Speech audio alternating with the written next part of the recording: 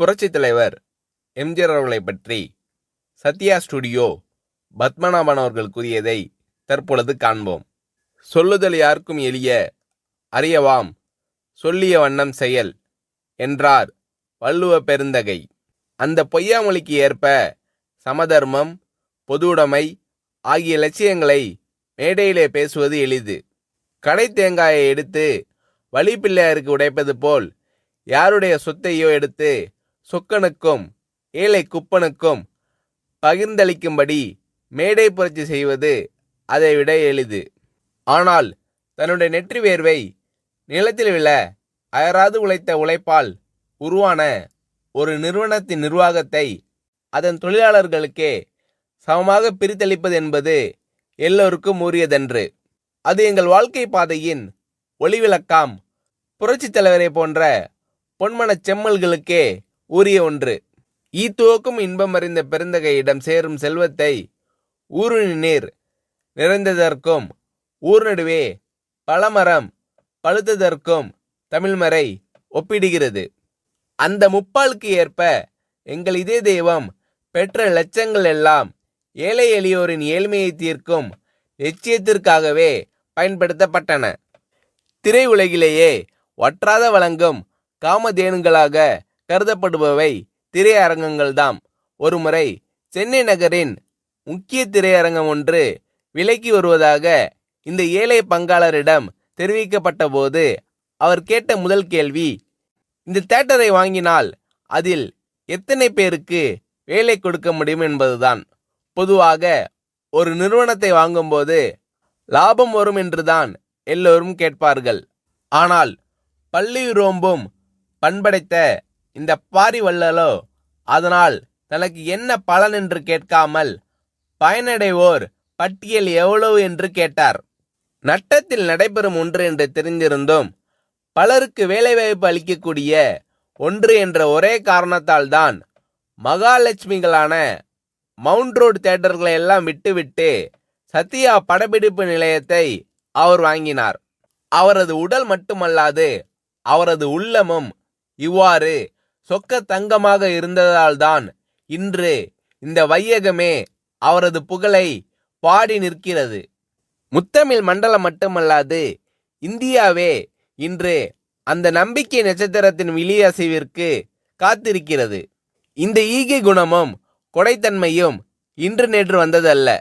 சிலருக்கு தேர்தல் தேதி அறிவிக்கப்பட்டவுடனே நினைவுக்கு வருகின்ற கண் சிகிச்சை முகாம் போன்ற கண்கட்டி வித்தை அல்ல அது.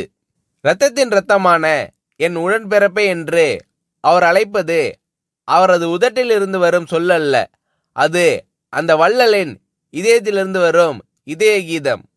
ஒருமுறை விலை மதிக்க முடியாததும் எளிதில் கிடைக்க இயலாததுமான கேமரா ஒன்றை தொழிலாளி ஒருவர் கைத்தவறி கீழே போட்டு பழுதாக்கிவிட்டார். செய்வதறியாது திகைத்து போன நாங்கள் என்ன சொல்வாரோ என்ற அச்சத்துடன் ஒப்பனை அறையில் இருந்த புரட்சி தலைவரிடம் தயங்கி விவரத்தை சொன்னோம். ஆனால் அந்த தனிப்பிறவியோ பல லட்சம் விலை மதிப்புடைய கேமரா பழுதடைந்து விட்டது என்று பதறவில்லை, உடைத்தவர் மீது சீரவில்லை.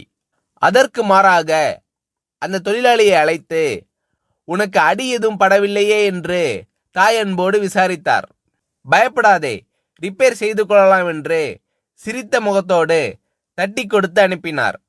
பிறகு எங்களை நோக்கி, மதுரைக்கு வயதாகிவிட்டதல்லவா, அவரை கனமான கேமராவை தூக்க சொல்லலாமா, இனி யாராவது ஒரு இளைஞனை அவருக்கு உதவியாளராக அமர்த்துங்கள் என்றார். அச்சத்தோடு அந்த அறைக்குள் நுழைந்த நாங்கள் அச்சடித்த பதுமைகளாக அதிசயத்து நின்றோம். இப்படிப்பட்ட இதய கீதங்களை 27 ஆண்டுகளுக்கு மேலாக அருகில் இருந்து சுவைக்கும் பெரும்பேறு பெற்ற சிலரில் நானும் ஒருவன்.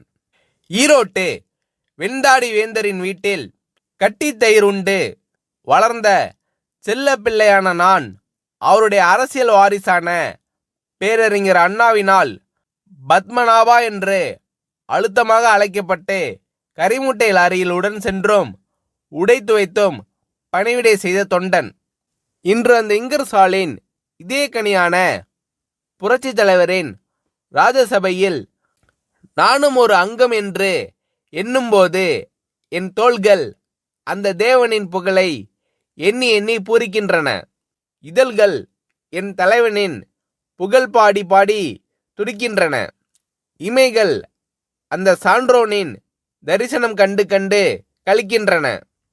ஏனெனில் என் தலைவனின் அத்தாணி மண்டபத்திலே நித்தில குவியல்களுக்கு மதிப்பில்லை. என்றும் நிலைத்து நிற்கும் நீதிக்குதான் மதிப்பு. ஊரை அடித்து உலையில் போடும் உளுத்தர்களுக்கு அங்கு இடமில்லை. ஆனால் உண்மை உழைப்பிற்கு அந்த ராஜசபையிலேயே என்றும் ஏற்றம் உண்டு. அந்த தேவ சபையிலேயே ஓடுபோரும் உயர்போரும் ஒப்பர்தான். உற்றாரும் ஒன்றுதான், ஊர்கோடி உலகப்பனும் ஒன்றுதான். அவ்வளவு தூரம் ஏன்? காரி உமிழும் கடைமகனையும் தன் மகன் போல் மடியேந்தி உயிர் காக்கும் உத்தமர் அவர். இன்னா செய்தார்க்கும் இனிய செய்வதே அவர் இயல்பு. கொல்ல வந்த கொடியோரையும் அன்பொழுக அண்ணன் என்று அழைப்பதே அந்த அண்ணலின் சால்பு. அவரை எதிர்த்தோர் என்றுமே வாழ்ந்ததில்லை. அது அவருடைய ராசி. குடைநிழலிலிருந்து குஞ்சரம் ஒருவராக இருந்தாலும் அவரது கடைவிழி சிவந்தாலே கரியாகி போவார். இது வரலாறு. ஆனால் ஆண்டவனை நம்பினோர் மட்டுமல்ல, இந்த ஆண்ட கையை நம்பினோரும் கைவிடப்பட்டதில்லை. அதற்கு அந்த ஆலமரத்தின் நிழலில் இளைப்பாரி கொண்டிருக்கும் நாங்களே இரத்த சாட்சிகள். சிகாகோ நகரத்து வீதிகளை சிவப்பாக்கிய மேதின வீரர்கள் கூட குறிப்பிட்ட நேர உழைப்பு, அந்த உழைப்பிற்கு ஏற்ற ஊதியம் என்றுதான் ஆர்ப்பாட்ட போர்ப்பாட்டு பாடி சென்றார்கள். ஆனால் புரட்சி தலைவரோ அதனினும் ஒரு படி மேலே சென்று உழைப்பிற்கு ஏற்ற ஊதியம் பெறுவதை விட எங்களை அந்த நிறுவனத்தை நிர்வகிக்கும் பங்குதாரர்களாகவே ஆக்கியிருக்கிறார். இன்று சத்யா ஸ்டுடியோவை நிர்வகிக்கும் ஒர்க்கர் கம்பைன்ஸில் நாங்கள் எல்லாம் ஊழியர்கள் அல்ல, பங்குதாரர்கள்.